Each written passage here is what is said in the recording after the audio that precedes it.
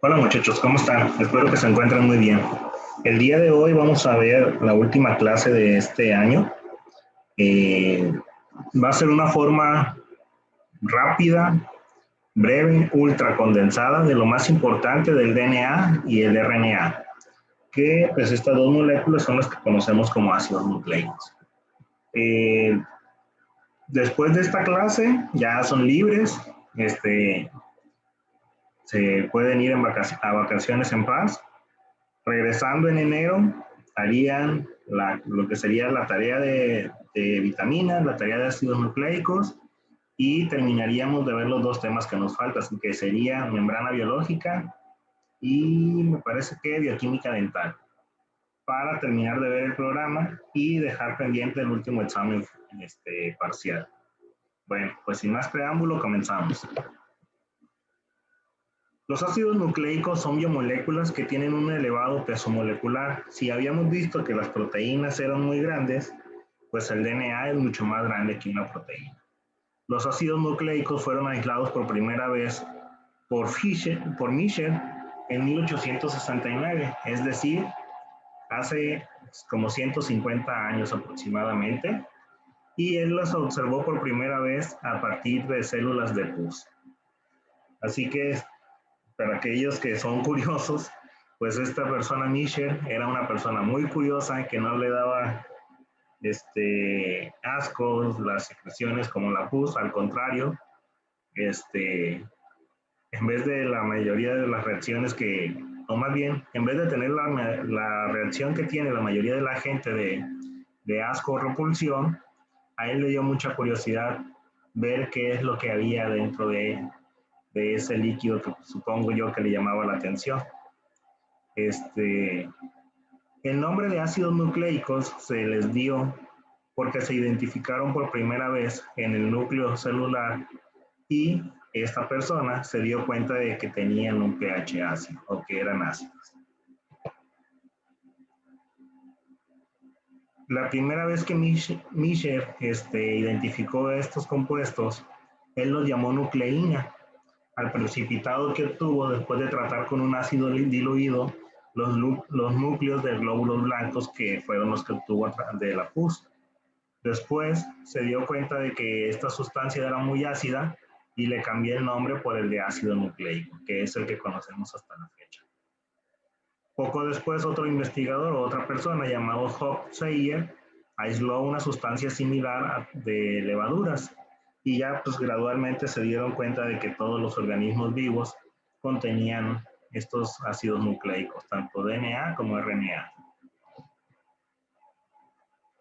Estas dos moléculas tienen características generales, tienen ciertas cuestiones que comparten.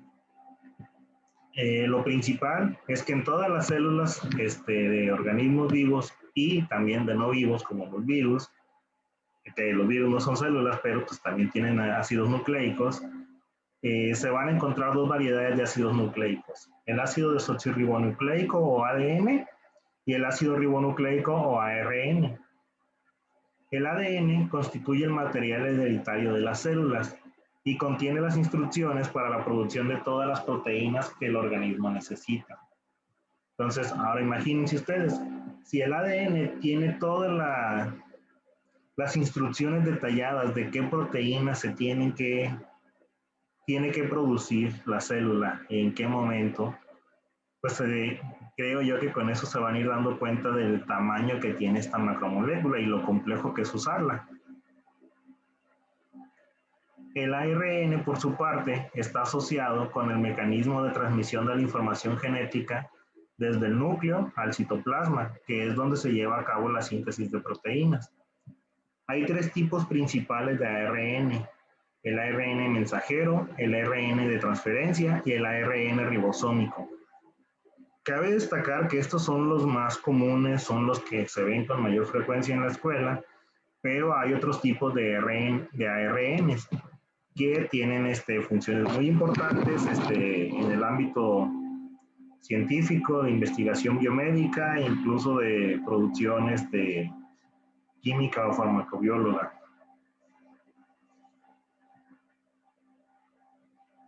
Bueno, para empezar a entender estas macromoléculas llamadas ácidos nucleicos, lo primero que tenemos que entender es los nucleótidos que los conforman, ya que los ácidos nucleicos son polímeros que están formados por la unión de varias subunidades y estas subunidades se les conoce como nucleótidos. Entonces, ¿qué es lo que conforma un nucleótido? Pues en realidad son tres los componentes principales de cada nucleótido. Por un lado tienen un grupo fosfato, una pentosa o un azúcar de 5 carbonos y una base nitrogenada.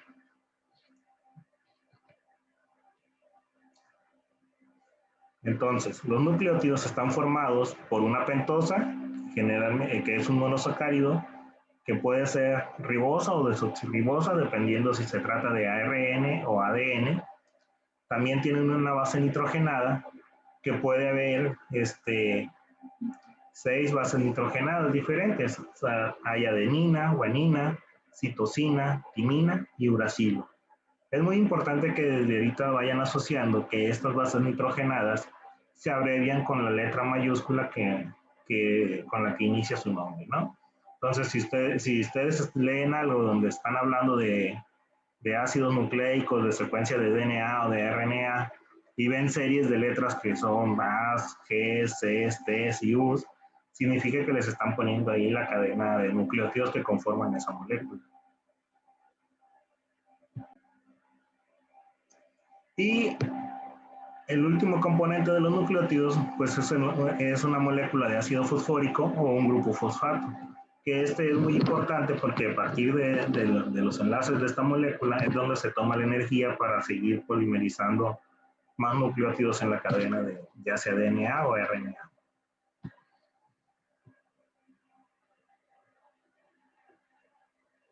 Si nosotros ponemos más atención a la molécula, a la pentosa que conforma, que es uno de los componentes principales de este nucleótido, tendremos que básicamente son casi hermanas las pentosas que forman ya sea el ARN o el ADN por otro lado. ¿Cuál es la diferencia entre estas dos pentosas? Pues que una le falta un átomo de oxígeno. De ahí el nombre de desoxirribosa, que es una ribosa la que perdió un oxígeno en el carbono 2. Entonces, si ven aquí el esquema, del lado izquierdo está la ribosa, o de ribosa, porque hay hay dos, hay una D y una L. Y aquí vemos cómo en su segundo carbono tiene un grupo OH, o un radical OH. Sin embargo, la D-desoxirribosa en este segundo carbono, en vez de tener el grupo OH, únicamente tiene el hidrógeno.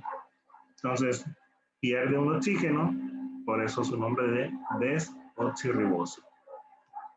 Ambos son monosacáridos que tienen 5 átomos de carbono y la única diferencia que existe entre estas dos monosacáridos es el oxígeno que pierde la desoxirribosa en el segundo carbono. Si hablamos de las bases nitrogenadas, pues estos van a ser compuestos cíclicos que están formados por átomos de nitrógeno que derivan de la purina y la pirimidina. En realidad, aquí está la molécula de las purinas y las pirimidinas, y de estas va a haber sus derivados. Entonces, si ustedes ponen atención aquí, la purina es la que tiene dos elementos aromáticos unidos. La pirimidina es la que tiene solamente uno. Una forma fácil de recordarla, de cuál es cuál, es dependiendo del nombre. La que tiene el nombre más corto es la que tiene la estructura más grande. Eso usaba yo para recordarlas. Entonces, aquí ya vemos cuáles son las bases nitrogenadas que forman parte de los ácidos nucleicos. Está la adenina con su estructura molecular, la guanina, estas son las bases púricas, y las pirimídicas son el uracilo, la citosina y la timina.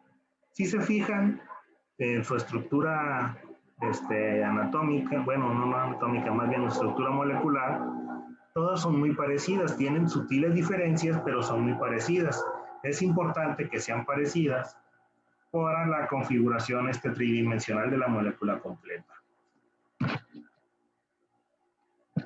Por otro lado, antes de cambiar de diapositiva, también es importante que identifiquen las sutiles diferencias que tienen estas dos moléculas, ya que esas sutiles diferencias son las que van a representar grandes cambios cuando sean leídos estos ácidos nucleicos. Porque el cambio, por ejemplo, de adeninas por guaninas o de uracil, de citosina por timina, ya en el nucleótido completo, pues prácticamente que se cambie uno solo ya se considera una mutación y dependiendo del sitio donde se dé esto, puede representar o grandes cambios para esa secuencia o puede que también llegue a ser inocua, pero pues ya es como jugarle la ruleta rusa ahí. Entonces, sutiles cambios de átomos, de posiciones de átomos, dan una molécula completamente diferente. También es importante que resalten la capacidad que tienen las enzimas que interactúan con estas bases nitrogenadas para identificar esas sutiles diferencias, ya que pues, no es lo mismo que reaccionen a una adenina que a una guanina, o que confundan una citosina por una tipidina. Eso habla de la especificidad de las enzimas que interactúan con estas moléculas. Cuando se une una ribosa con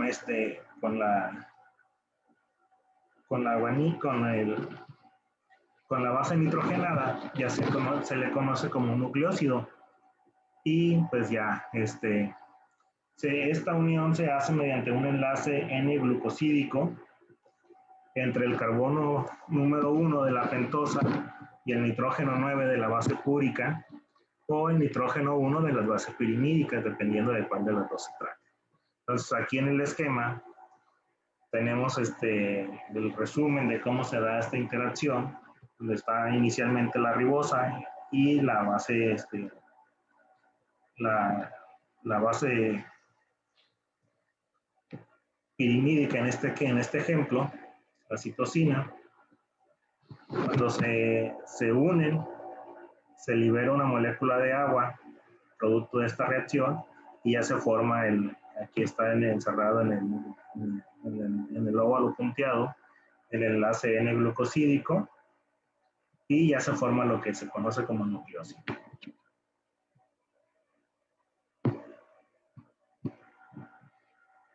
Para que ese nucleócido dé lugar a un nucleótido, es necesario que se le adicione una molécula de ácido fosfórico mediante un enlace éster, y este ácido fosfórico se une al alcohol o al radical de alcohol del carbono 5 o del carbono 3 en el caso de una pentosa, de la pentosa, para formar los nucleótidos. Entonces aquí tenemos igual el ejemplo y vemos cómo aquí está la pentosa, está su primer carbono, segundo carbono, tercer carbono, cuarto carbono. En el quinto carbono es donde se va a unir la molécula de ácido fosfórico. Entonces aquí ya tenemos el ácido fosfórico o grupo fosfato, tenemos la pentosa, tenemos la base nitrogenada. Entonces ya la molécula que contiene estos tres elementos ya se conoce como un nucleótido.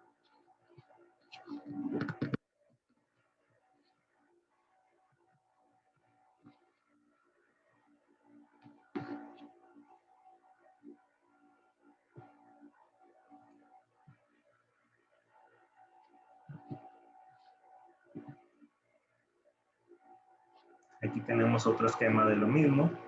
Es la molécula de ácido fosfórico más el nucleócido van a liberar una molécula de agua producto de la reacción bioquímica para que se unan en esta zona y dan lugar a un nucleótido que ya tiene unido el grupo fosfato en el carbono 5 de la pentosa, mientras que en el carbono 1 tiene la base púrica.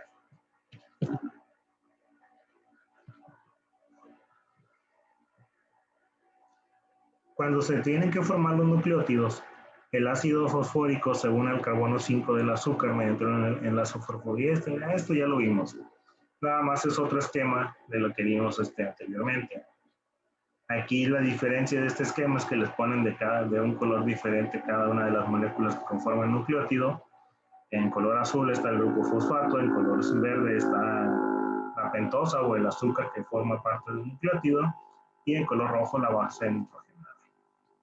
También les marcan con una flecha roja el enlace fosfodiéster que une el grupo fosfato a la pentosa, y con una flecha verde el enlace N-glucosídico que une a la base con la pentosa en el carbono de la pentosa.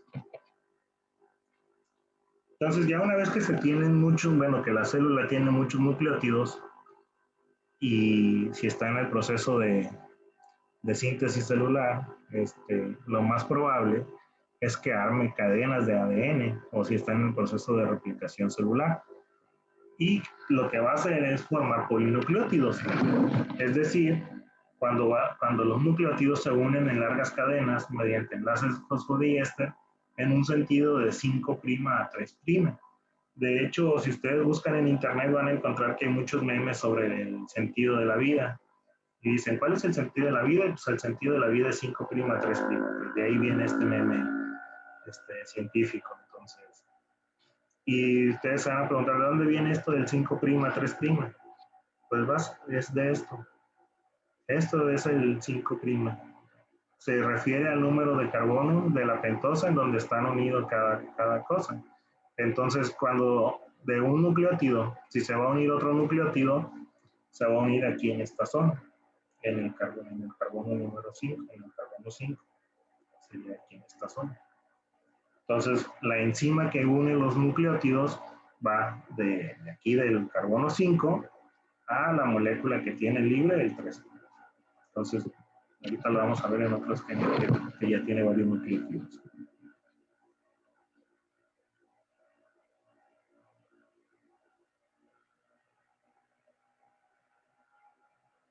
Entonces, lo que hay que destacar en esta diapositiva es que hay dos grandes tipos de polinucleótidos. Los que van a dar lugar a moléculas de ARN, que son los polirribonucleótidos, y los que van a dar lugar a moléculas de ADN, que son los polidesoxirribonucleótidos. Y en realidad nada más la única diferencia es que se trata de muchos nucleótidos unidos con ribosa o desoxirribosa. Los que son con ribosas, pues son los que van a dar lugar a ARN, y los que tienen desoxirribosas son los que van a dar lugar a cadenas de ADN. Entonces, aquí está lo que les decía de la unión entre varios nucleótidos. Entonces, si ustedes se fijan, aquí, sí, digamos que esta es la cadena de polinucleótidos que se está formando.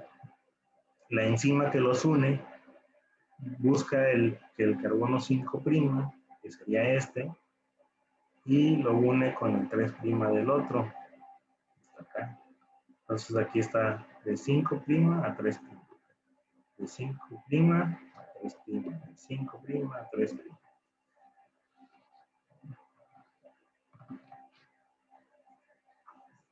Entonces, ahorita hemos hablado de tanto ADN como ARN diciendo que hay pocas diferencias entre ellos. Sin embargo, a nivel químico sí hay diferencias importantes. La principal es que, por ejemplo, el ADN presenta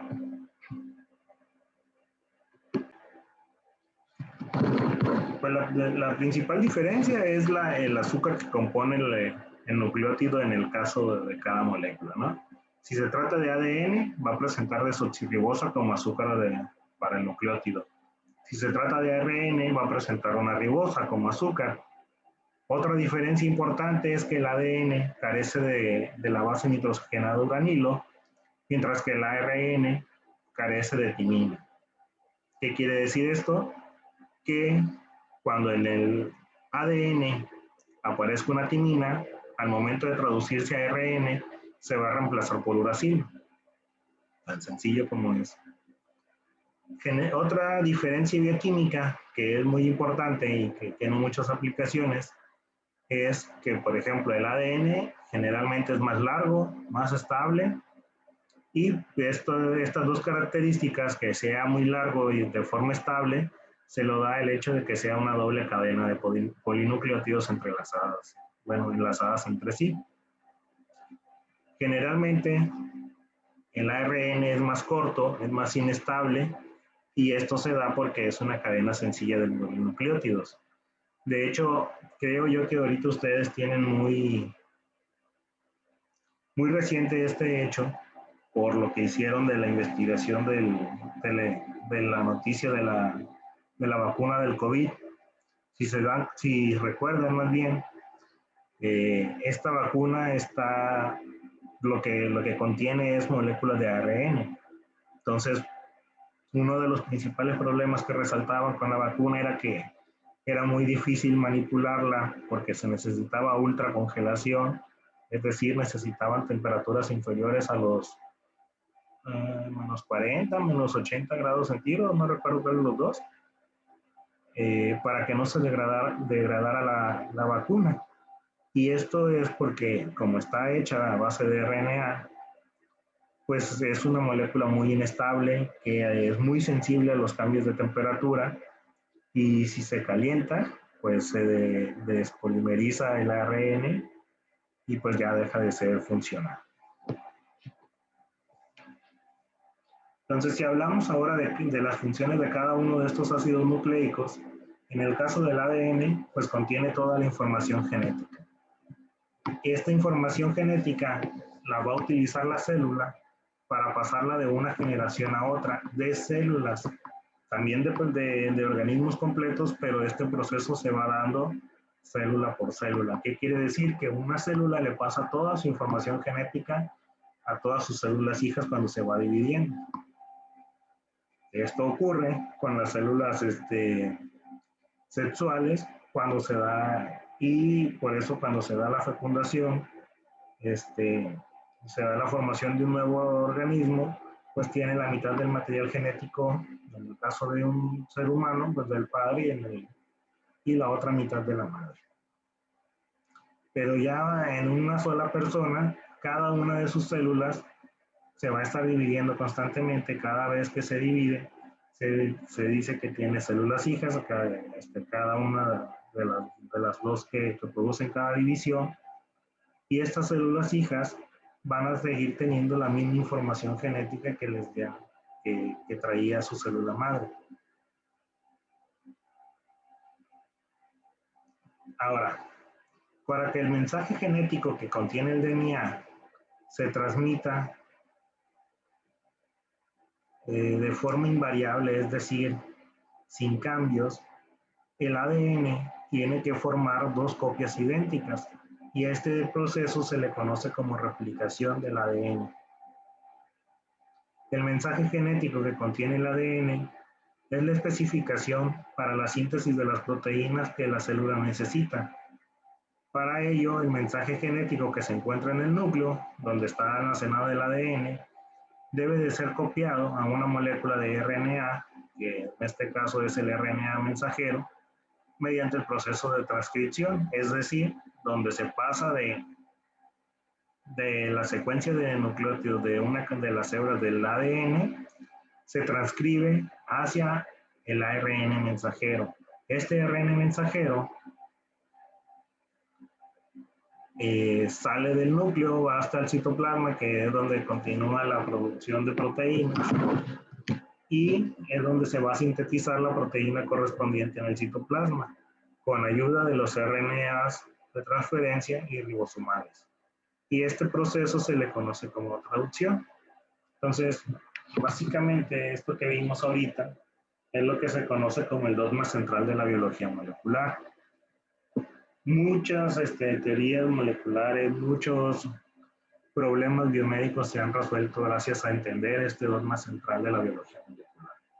¿Qué quiere decir? Que es cómo funciona la transmisión, primero el almacenamiento,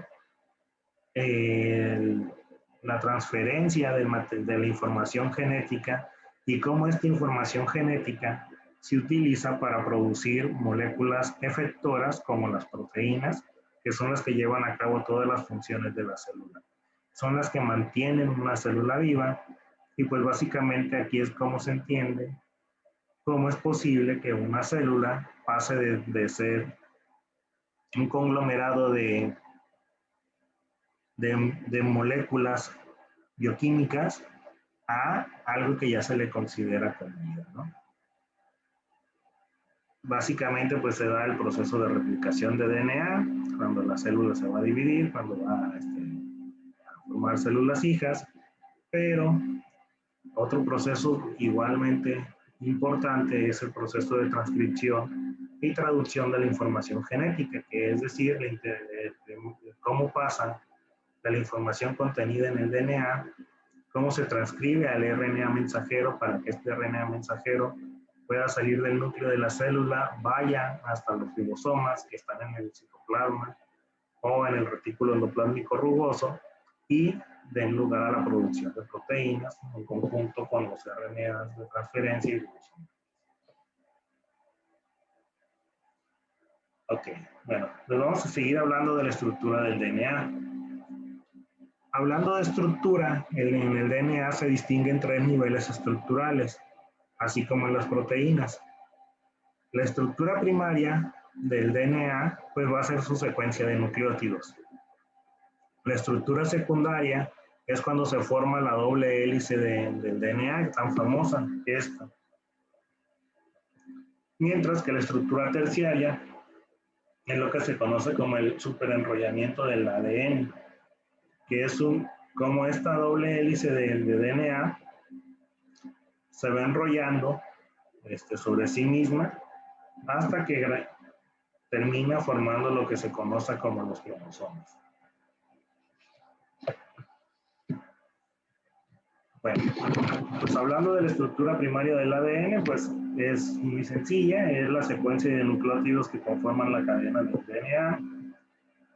Se distingue por estar formada por un esqueleto de pentosas y fosfatos y una secuencia de bases nitrogenadas. El número de hebras diferentes que se pueden formar combinando las 4 bases nitrogenadas es muy elevado, es decir, esta es la secuencia que es lo que va cambiando las bases nitrogenadas, pues la desoxirribosa y el grupo fosfato siempre son constantes, lo que cambia es la base nitrogenada y la secuencia que forman, ¿no?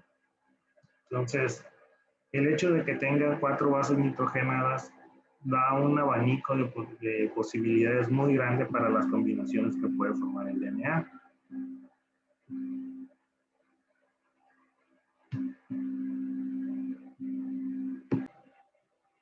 Bueno, pues aquí en este ejemplo donde está otra secuencia de ADN, es más evidente lo que les comentaba hace rato del sentido de la vida que va de 5' a 3'. Como pueden ver en el esquema del lado izquierdo de la diapositiva, está la cadena de nucleótidos, tienen su grupo fosfato, la pentosa y la base nitrogenada. En la pentosa se puede identificar el quinto carbono, que es donde está unido el grupo fosfato, y el tercer carbono de la pentosa. Aquí están marcados cada uno de los nucleótidos.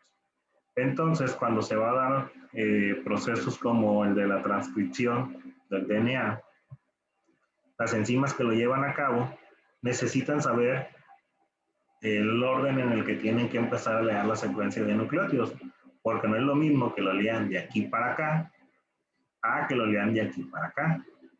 Entonces, lo que hacen es identificar el primer nucleótido que van a leer buscando el grupo fosfato que se encuentra en el carbono 5' de ese nucleótido. Y empiezan a avanzar leyendo las bases nitrogenadas de los nucleótidos hasta que llegan al nucleótido que tiene libre el carbono 3' de la base nitrogenada. Por eso se dice que el sentido o el marco de lectura va en un sentido de 5' a 3'. Entonces aquí lo podemos ver. Si se fuera a traducir esta secuencia corta de DNA, pues empezaría aquí la enzima y empezaría haciendo, leyendo una adenina, una guanina, una citosina, una timina, una guanina, una adenina. Y aquí ya queda la representación simplificada de la secuencia que está acá arriba. La adenina, la guanina, la citosina, la timina, la guanina, la adenina. Y también aquí está especificado el sentido en el que se dio esta secuencia, de 5' al 3. Bueno, hablando ya sobre la estructura secundaria del DNA, esta se dio, bueno, la dieron a conocer dos científicos llamados James Watson y Francis Crick en Estados Unidos. De hecho, recibieron un premio Nobel por esto en el año de 1962, cuando trabajaban en Cambridge. Sin embargo, ellos dedujeron la estructura del DNA a partir de los datos obtenidos por otros investigadores. Principalmente, o las aportaciones que les ayudaron más, fueron las de personas como Rosalind Franklin, que hizo un estudio de difracción de rayos X, y Maurice Wilkins, aunque también los datos de Edwin Chargaff les ayudaron muchísimo. De hecho, esta persona, Chargaff, publicó lo que se conoce como las reglas de Chargaff para el ADN de doble hélice, que viéndolas ahorita, ya después de todo lo que sabemos, pues son hasta muy lógicas. Sin embargo, en aquel tiempo, cuando todavía no se conocía o se tenía sospechas de esto, pero no se había demostrado, pues fueron de gran utilidad para esclarecer la secuencia, la estructura secundaria del DNA. Sus reglas son que la proporción de adenina es igual a la de timina. Esto es porque son complementarios y siempre interactúan entre ellas. La proporción de guanina es igual a la de citosina, lo mismo. Siempre que va a haber una guanina en la otra hebra del DNA va a haber una citosina. Otra que también es muy lógica es la proporción de bases púricas, que son la adenina y la guanina, va a ser igual a las bases pirimídicas, que son la timina y citosina. Y lo que es un poco más sorprendente, dice, es que la proporción entre adenina y timina y guanina y citosinas son características de cada organismo, pudiendo por lo tanto diferentes valores, pudiendo tomar por tanto diferentes valores según la especie estudiada.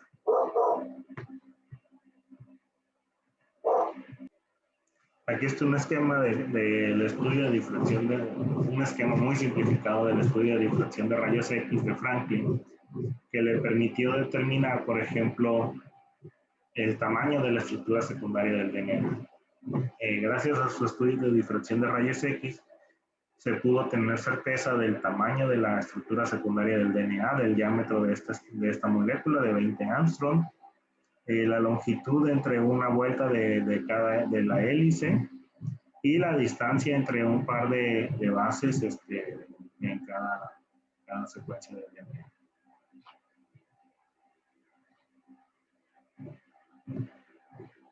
Hablando un poco más sobre este estudio, dice que Franklin y Wilkins observaron entre 1950 y 1953 que el ácido desoxirribonucleico tenía una estructura fibrilar de 20 Armstrong de diámetro, en la que se repetían ciertas unidades cada 3.4 Armstrong y que había otra repetición mayor cada 34 Armstrong. Tomando la información que proveyeron todas estas personas, fue que se pudo dar con el modelo de la doble hélice. Este modelo lo dedujeron Watson y Crick en el 53, y pues en él ellos explican que la molécula de ADN está constituido por dos cadenas de polinucleótidos arrolladas alrededor de un eje imaginario, lo que hace que tenga un plegamiento en forma de doble hélice. Este enrollamiento es destrogido, es decir, gira hacia la derecha. Es plectonémico, quiere decir que las dos cadenas no pueden separarse sin desarrollarse o desenrollarse. Las cadenas de ADN son complementarias, esto también es muy importante y es la base biológica para muchas herramientas que se tienen actualmente en el laboratorio. Y las bases nitrogenadas complementarias están unidas por puentes de hidrógeno, que es lo que une las dos cadenas del DNA, o las dos hebras del DNA. Otro rasgo importante que determinaron es que estas dos cadenas son antiparalelas y que la longitud de la molécula en general es enorme, sobre todo considerando el tamaño tan pequeño en el que se guarda. Y aquí ya está el esquema del modelo de doble hélice. Aquí están las distancias que había determinado Franklin. Aquí está la distancia entre pares de base de 0.34 nanómetros o 3.4 Armstrong. La distancia entre dos hebras de la hélice de 34 Armstrong, que es lo que se conoce como surco mayor, perdón.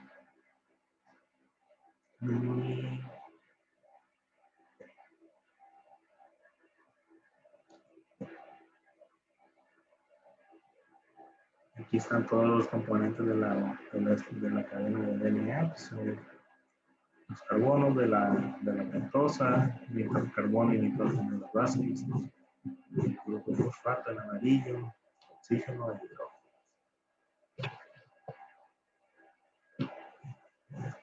Aquí está otro esquema del modelo de doble hélice. Aquí algo importante a destacar es que entre cada 10 pares de bases por cada loop o cada doblez que tiene esta hélice. Y aquí está. Me faltaría una para que esto fuera la parte de un doblez.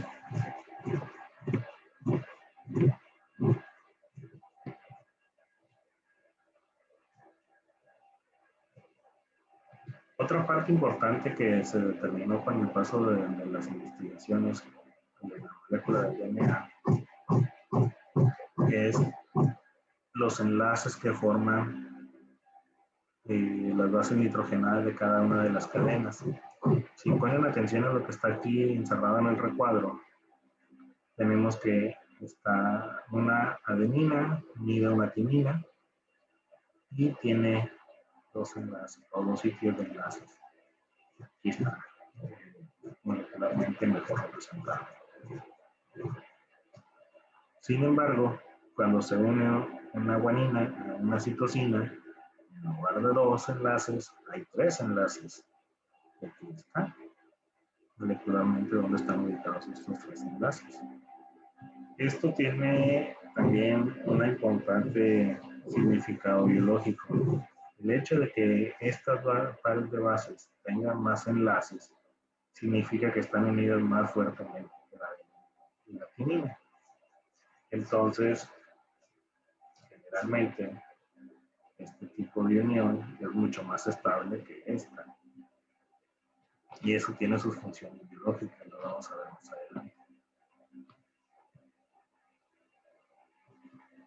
Bueno, pues el modelo de la doble hélice del ADN dice que es la estructura secundaria del ADN. Algo importante a destacar es que los grupos hidrófobos de las bases se disponen hacia el interior, donde conforman interacciones hidrofóbicas que colaboran junto con los puentes de hidrógeno para que dan ambas hebras del DNA para dar estabilidad a la macromolécula. Es decir, esta zona es donde están todos los radicales hidrofóbicos de ambas moléculas y entre las uniones hidrofóbicas más los puentes de hidrógeno es lo que mantienen fuertemente unidas a ambas cadenas de DNA. Generalmente las pentosas y los radicales fosfato que tienen carga negativa quedan en el exterior y debido a la ionización estos ácidos nucleicos es lo que les da el carácter ácido. También estas dos moléculas, la pentosa y los fosfatos, son los que tienen mayor facilidad para interactuar con componentes acuosos.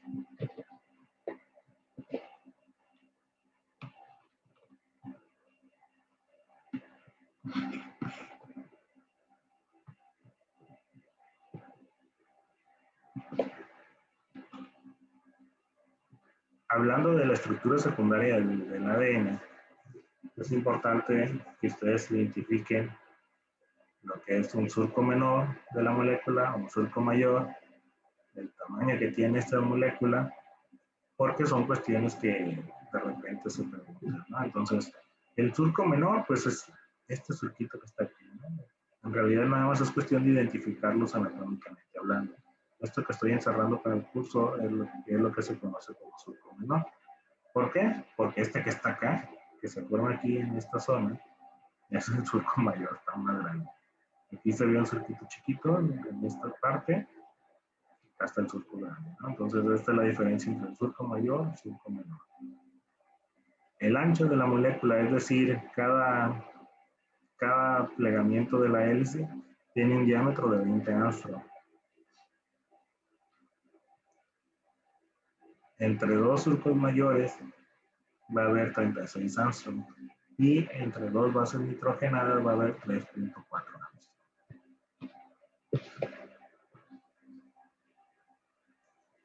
¿Qué características tiene la doble hélice del DNA? Pues son cadenas antiparalelas y son complementarias, polinucleótidos unidos entre sí, están estabilizadas por puentes de hidrógeno entre las bases nitrogenadas, se enrollan en espiral alrededor de un eje imaginario, el esqueleto de azúcar formado de azúcar y fosfatos queda hacia afuera, lo que permite interacciones con medios acuosos.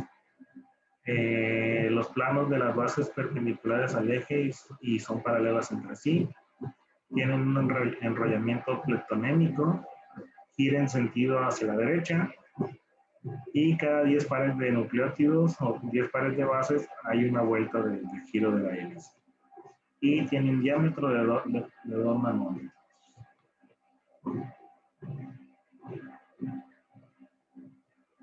Ok, aquí está otra vez con otro esquema, lo del surco menor, surco mayor. Y a pesar de que la molécula del DNA es mucho más estable, también se puede desnaturalizar. De hecho, es importante que se desnaturalice para los procedimientos biológicos. El hecho de que la estructura secundaria del DNA sea una doble hélice le brinda la capacidad de ser muy estable en su estado natural.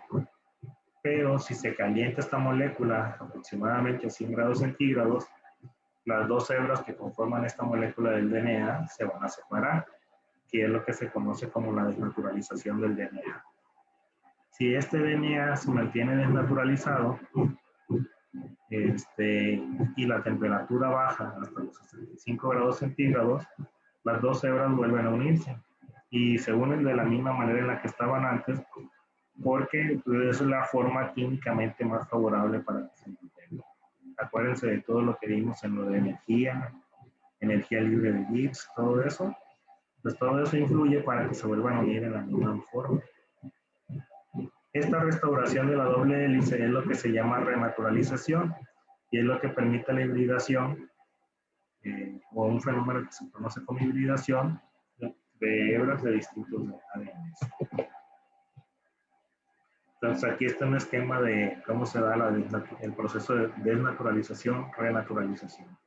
Aquí se tienen dos muestras de DNA o dos cadenas de DNA, se calienta la muestra, se van a separar, en vez de tener dos cadenas de DNA, se van a tener 4 hebras de DNA independientes, y cuando se vuelve a incrementar la temperatura al rango necesario, es decir, alrededor de los 65 grados, recuerden que para que se separen tiene que elevarse la temperatura hasta los 100 grados. Si se baja esa temperatura alrededor de los 65, pues se van a volver a unir las dos hebras de DNA complementarias y van a formar otra vez las dos cadenas de DNA que teníamos inicialmente. Bueno, hasta aquí terminamos con la estructura secundaria del DNA y vamos a iniciar con la estructura terciaria en procariotas, es decir, en células sin núcleo. Las moléculas del DNA en este tipo de organismos va a ser DNA circular.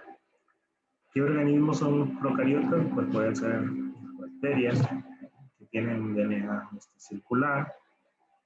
Otras estructuras con DNA circular son las mitocondrias y los cloroplastos, y ahí es que se diera la teoría de la endosimbiosis, porque tenemos organelos con distinto DNA, con formación diferente en nuestras células.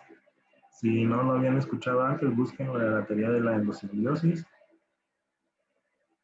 Y este tipo de estructura terciaria del DNA consiste en que la fibra de 20 Armstrong se haya retorcida sobre sí misma, formando una superhélice que se asocia a proteínas que no son histonas.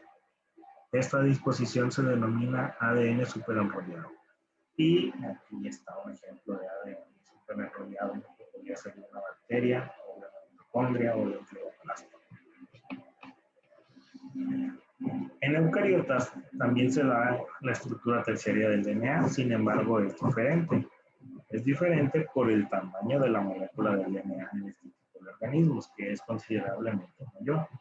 Entonces se tiene que buscar otro mecanismo para empaquetarlo y que al mismo tiempo pues, se pueda administrar la información y se pueda tener acceso a ciertas regiones de esta molécula del DNA cuando la célula lo requiera.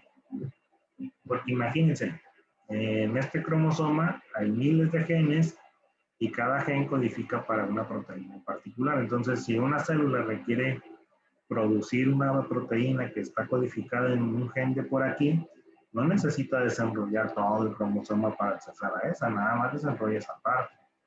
Entonces, se tuvo que, a través de miles de años de evolución,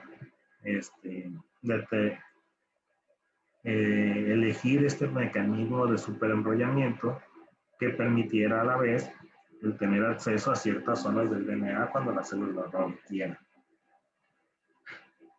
Entonces vamos a explicar un poco cómo se da esto. En las células eucariotas, en la etapa del ciclo celular llamada interfase, el DNA se condensa en forma de cromatina.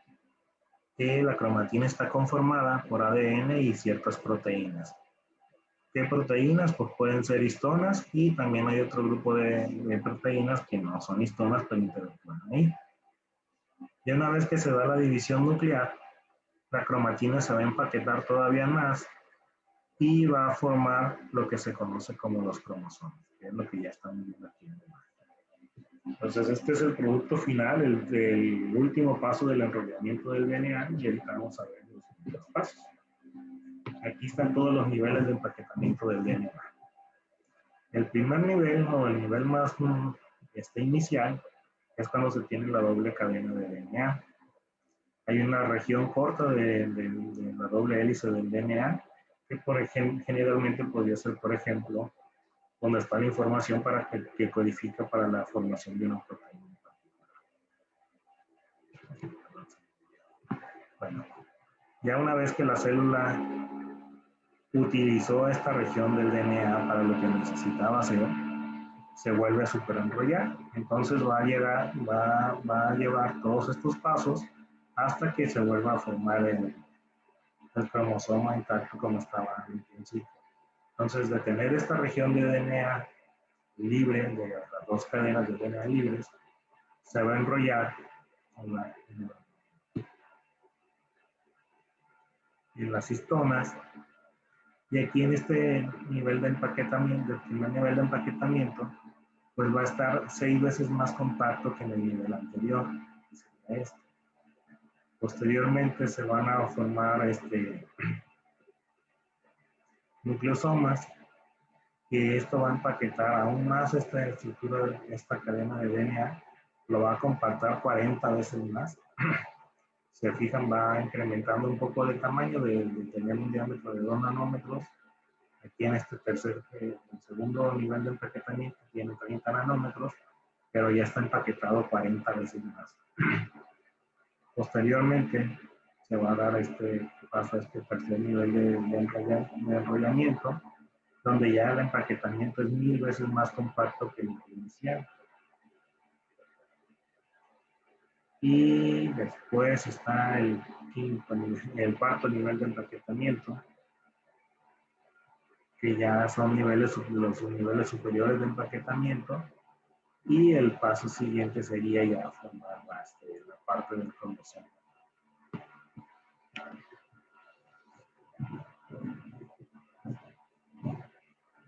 Características del genoma.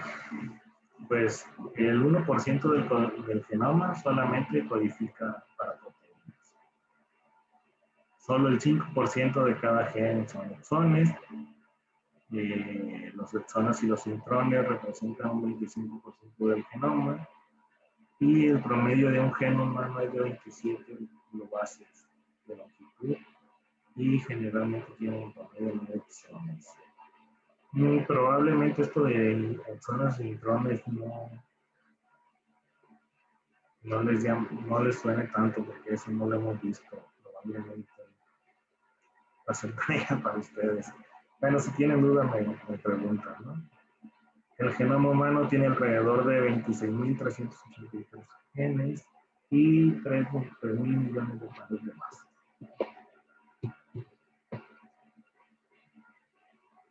Es muy importante que sepan que en el genoma hay secuencias repetidas, que hay una alta variabilidad en la producción de proteínas y que algunas secuencias de ADN no contienen información para producir proteínas. Muy bien, terminamos con el ADN y vamos a pasar al ARN. El ácido ribonucleico, o ARN, está constituido por nucleótidos de ribosa con las bases adenina, guanina, citosina y uracilo. Lo importante es que se cambia la timina por el uracilo. Estos ribonucleótidos se unen entre ellos mediante enlaces fosfodiéster en el mismo sentido que el ADN, es decir, de 5' a 3'. Y el ARN casi siempre es monocatenario, es decir, una sola cadena, excepto en los reovirus, donde tienen un ARN bicatenario. Pero pues son muy raros encontrarlos en la naturaleza. Entonces, si regresamos un poco a lo del dogma central de la biología molecular, pues el ADN tenía una función principal aquí en el primer paso, ¿no? De replicación de la información y almacenamiento. Sin embargo, ya en la ejecución de esta información, quien tiene el rol principal es el RNA.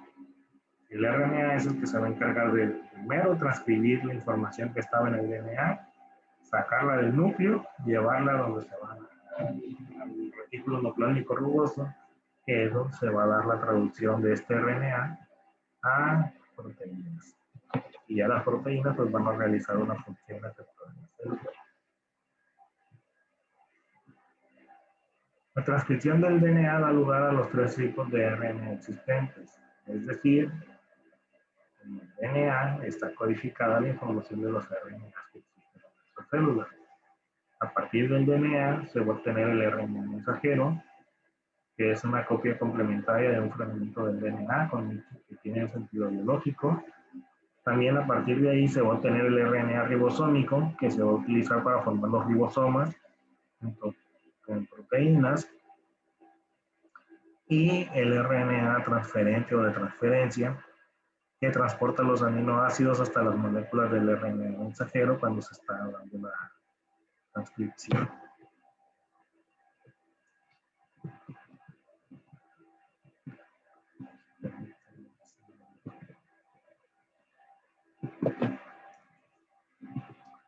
Perdón, no era la transcripción, era la traducción. Ahora sí vamos a ver la transcripción. La transcripción consiste en la síntesis de una molécula de ARN a partir de la molécula de ADN o de una hebra o molde de ADN.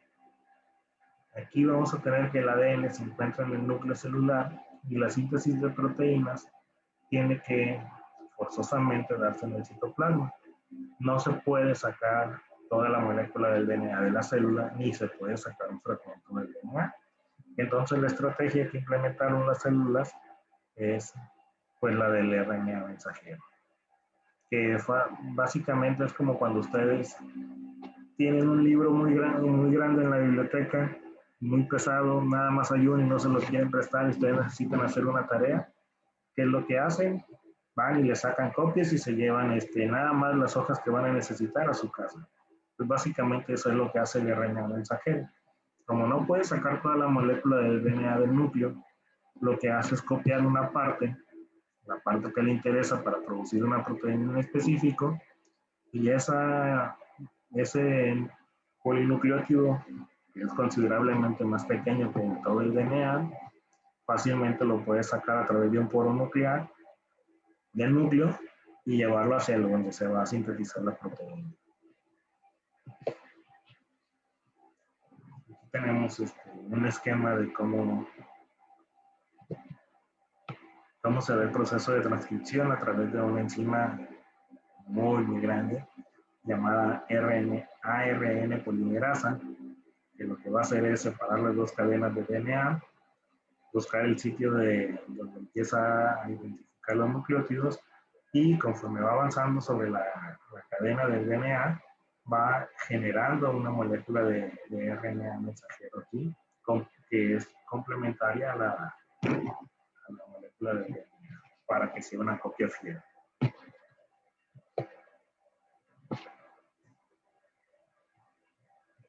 Aquí tenemos cómo se ve de microscopía electrónica de transmisión el proceso de transcripción en el núcleo de alguna célula.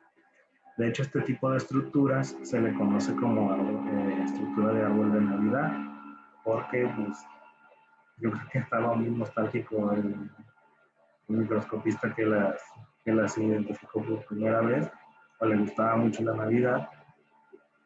Y básicamente lo que estamos viendo aquí, esta línea central es la cadena de DNA, y estas hebritas que se van haciendo hacia los lados son los RNA mensajeros que se están sintetizando a partir de la hebra base del DNA. Entonces, el mecanismo de transcripción va a tener un cierto sentido, que es el mismo del DNA, del 5'3'. Se va a pasar de una molécula de base, como es la del DNA, a una de RNA, y va a haber distintas etapas en este proceso. Primero se va a dar la elaboración del RNA mensajero, se va a identificar la región codificante del gen, se va a terminar la transcripción y se va a separar la RNA.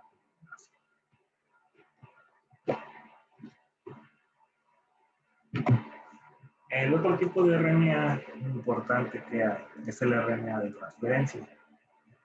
Esta molécula es un tipo de RNA que está plegado, no es doble cadena, simplemente es una cadena sencilla que se pliega para tener esta forma, que es una estructura terciaria de este RNA de transferencia y se le conoce como forma de N.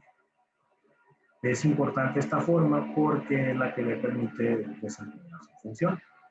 En el extremo inferior de esta estructura terciaria del RNA de transferencia es donde se da la zona importante del mismo, ¿no? Donde se encuentra el anticodón, y este anticodón va a tener tres sitios de identificación, mientras que en el extremo 3' del RNA de transferencia va a tener pegado un aminoácido. Entonces, el RNA de transferencia se encuentra en el citoplasma. Hay aproximadamente unos 50 tipos de RNA de transferencia que tienen en común la estructura conocida como hoja de trébol, que es esta, o estructura terciaria en forma de L, como quieren decir. Y básicamente pues es una molécula de cadena sencilla con 4 regiones de bases complementarias que se aparean, es decir, los bucles, que son estas. El bucle, 4 bucles. Tiene un brazo aceptor que une el aminoácido que transporta, y tiene la zona anticodón, que es donde va a haber un triplete de bases nitrogenadas que aparece en el núcleo opuesto al brazo aceptor, e indica el aminoácido que puede unirse al RNA de transferencia. Cada RNA de transferencia tiene un anticodón distinto. Es decir, esta zona va a ser muy diferente entre cada uno de los 50 tipos de RNA de transferencia, y dependiendo de esta zona, de la secuencia de bases que hay aquí en el anticodón, va a ser el aminoácido que tengo unido aquí en la parte en el brazo aceptor del aminoácido. Otro esquema de cómo es un RNA de transferencia. Y aquí está cómo funciona. Cuando interactúa un RNA de transferencia con el RNA mensajero, el RNA mensajero que tiene aquí su secuencia de bases nitrogenadas y una serie de 3 bases nitrogenadas del RNA del mensajero es lo que se conoce como codón. El RNA de transferencia tiene lo que se conoce como el anticodón, es decir, debe haber una secuencia de un anticodón que sea las 3 bases nitrogenadas complementarias a las del codón del RNA mensajero. Entonces, ¿qué es lo que sucede en la célula cuando se está formando la proteína? Pues que conforme se va leyendo el RNA mensajero, estos RNA de transferencia andan papaloteando alrededor, así como lo vimos en el caso de las enzimas y su sustrato, que están chocando constantemente, lo mismo sucede aquí, están chocando constantemente los RNA de transferencia con el RNA mensajero, hasta que se da el choque con el RNA de transferencia que tiene el anticodón complementario al codón que tiene el RNA mensajero. Cuando esto se da, el aminoácido que tiene el RNA de transferencia aquí en este extremo se une a la cadena polipeptídica que está formando el ribosoma. Y así es como se van identificando los aminoácidos en el orden preciso que se tienen que acomodar para que encuentre la proteína.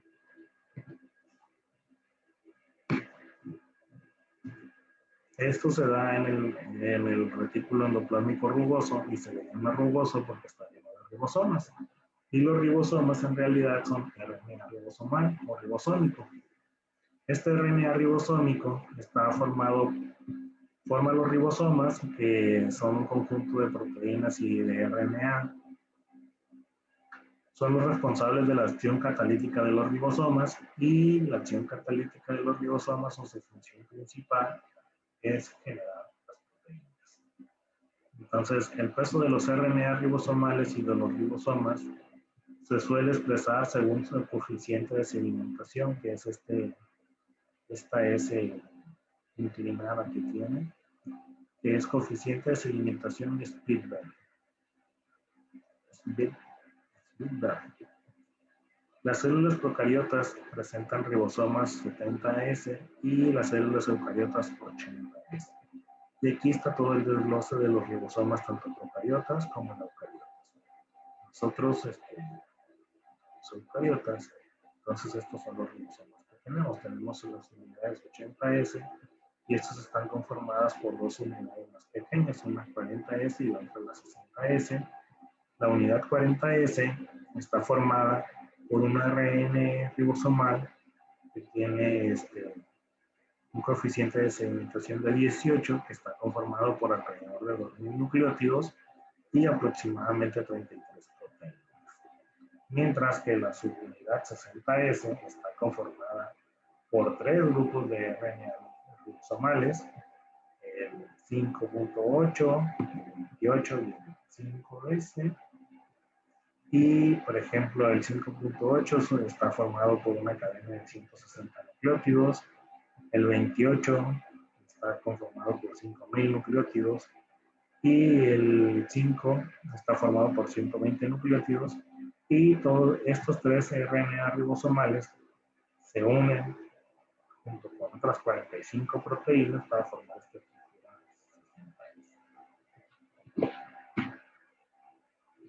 Ahora sí, que ya conocemos cómo son el RNA mensajero, cómo son los RNAs de transferencia y los RNA ribosomales, cómo interactúan, pues podemos hablar con mayor detalle del proceso de traducción. Aquí en el proceso de traducción, ya lo que se tiene es la cadena de RNA mensajero, y lo que se va a hacer es pasarlo de RNA a pasar de una cadena de RNA a una cadena de aminoácidos que van a conformar una proteína. Entonces, lo que se va a hacer es leer en bloques de 3 aminoácidos, de 3 pares de bases en el RNA mensajero, que es lo que se conoce como un codón, y van a interactuar los RNA de transferencia buscando la complementariedad con su parte anticodón. Cuando se encuentra el anticodón complementario al codón que se está leyendo, va a interactuar y va a pegar el aminoácido que trae este RNA de transferencia. Generalmente todas las proteínas empiezan con la metiamina. Este es el codón de inicio. Entonces, ya una vez que se pega la metiamina, se sigue leyendo otro bloque de 3 pares de bases, se busca otro RNA de transferencia con el anticodón complementario, y ya una vez que llega aquí el anticodón complementario, se unen los aminoácidos en la parte opuesta al RNA. Y así es como se va generando la cadena de aminoácidos. Aquí está el metiamina, no se queda con el espacio de esto. Pero así como están estos dos, pueden unirse unos 5000 aproximadamente, que es más o menos el promedio de aminoácidos que conforman una proteína. Entonces, si una proteína está formada por 5000 aminoácidos, quiere decir que el RNA mensajero que le dio origen debe tener por lo menos unas 15.000 pares de bases. Eso es nada más del marco de lectura. Aparte tienen otras pares de bases que es donde se unen las enzimas, ciclos de unión, activadores, ciclo de Pado, etc. Pues generalmente tienen un poco más de las que se necesitan para codificar. Al principio de cuando empezamos a hablar de RNA, les había comentado que hay otros tipos de RNA. Tenemos, por ejemplo, el RNA nucleolar, que es un precursor imprescindible para la síntesis de los RNA ribosomales. También hay otro tipo de RNA que se conoce como nuclear pequeño, que está implicado en la maduración del RNA mensajero.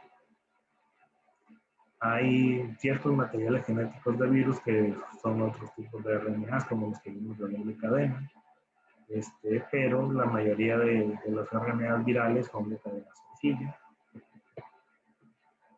Y hay otro tipo de RNAs que no tienen tanto que ver con el proceso de producción de proteínas, pero que sí tienen que ver mucho con la función de estas proteínas. Como un ejemplo de ellos serían los RNAs, los microRNAs o miRNA.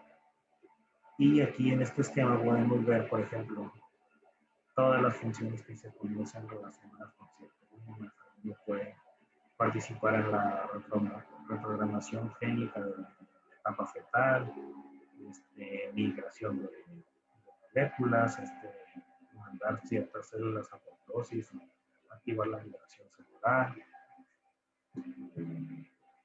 Otros producen o regulan el desarrollo de enfermedades como enfermedades fibrosis cardíaca, hipertrofia cardíaca, etc. Bueno, con esto terminamos esta clase. Ya nada más me queda decirles que espero que disfruten sus vacaciones, espero que descansen, que se relajen, que se diviertan, que se desestresen, pero sobre todo que se cuiden mucho para que regresemos con todas las pilas en enero para terminar el semestre y pues todo lo que venga más adelante. Diviértanse mucho, pasen tiempo con su familia, con sus amigos, y hagan lo que hagan, traten de descansar, de relajarse, de divertirse, distraerse, desestresarse, pero siempre tengan en cuenta que se deben de cuidar. Bueno, hasta luego, que vaya muy bien.